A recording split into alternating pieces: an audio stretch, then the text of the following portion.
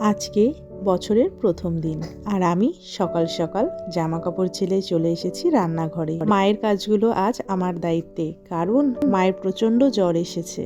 তো সকাল সকাল রুটি তরকারি বানিয়ে মাকে খেতে দিয়ে দিয়েছি, তারপর ওষুধ দিয়ে দিয়েছি। তারপর দেখো বছরের প্রথম দিন, তাই ঠাকুরের বাসনগুলো সব মেজে নিয়েছি স্নান করে। তারপর এখানে পুজোর ফুলগুলোও ধুয়ে নিয়েছি। জানো তো আজকে ভেবেছিলাম সকালবেলা কালী মন্দিরে গিয়ে একটু মার পুজো দেব, কিন্তু ওই আর হলো কি, মায়ের এতটাই পরিমাণে জ্বর যে কারণে আর যেতে পারলাম না। তাই ঘরেই ঠাকুরকে ফুল মিষ্টি দিয়ে পুজো দিয়ে দিলাম। ও শুধু মায়ের একার জ্বর নয়, আমাদের ফুরফুরুরও জ্বর এসেছে। আর আজকে মায়ের আর আমার দুপুরের খাবার থেকে ছুটি। আমার ভাই এখানে বিরিয়ানি বানাচ্ছে। বিরিয়ানিটা তোমাদের সঙ্গে আর শেয়ার করতে পারলাম না, কারণ আমি ক্লিপ নিতে ভুলে গিয়েছিলাম। দুপুরবেলা বিরিয়ানি খেয়ে একটু ঘুমিয়ে সন্ধ্যাবেলা দেখো চলে এসেছি কাঁচরাপাড়া। এখানে একটু টুকটাক কাজ ছিল, কাজ শেষ করে এখানে দেখো ধোসার দোকানে চলে এসেছি ধোসা খাওয়ার জন্য। এখানে 1 প্লেট দই বড়াও প্যাক করে নিয়েছিলাম বাড়ির জন্য। আর তখনই ভাই ফোন করে বলল ফুরফুরুর খুব জ্বর এসেছে, তাই ফুরফুরুকে নিয়ে ডাক্তারের কাছে বেরিয়েছে। আর আমিও ডিরেক্ট ডাক্তারের ওখানেই চলে গিয়েছিলাম। দেখো মা এখানে ওষুধগুলো নিয়ে নিচ্ছে, আর এখানে দেখো ফুরফুরুর মুখটা দেখেই বোঝা যাচ্ছে যে কতটা জ্বর এসেছে।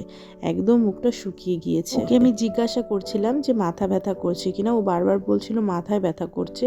তো আমি ওকে বললাম বাড়িতে গিয়ে টিপে দেবো ভালো মতো। জানো তো ফুরফুরু কিন্তু ক্যামেরা খুব পছন্দ করে, ভিডিও অন করলে ওকে দেখালে ও খুব খুশি হয়। তাই এখানে আমি একটু ওর সঙ্গে কথা বলছি। তারপর আমাদের এখানে কমপ্লিট হয়ে গেছে ওষুধ নেওয়া, এখন বাড়ি যাওয়ার পথে রওনা দিয়েছি। ফুরফুরু সারা রাস্তা ওর দাদার হাত ধরেই এসেছে। আর দেখো এদিকে আমাদের আরেক রুগী, মুখটা দেখেছো, দুজনেরই মুখ শুকিয়ে গেছে। বছরের প্রথম দিনটা ভালো মন্দ সবকিছু মিলিয়েই কেটে গেল। আশা রাখছি আগামী দিনগুলো এইভাবেই ভালো মন্দ দিয়েই কেটে যায়। সবাই ভালো থাকবেন। Happy new year.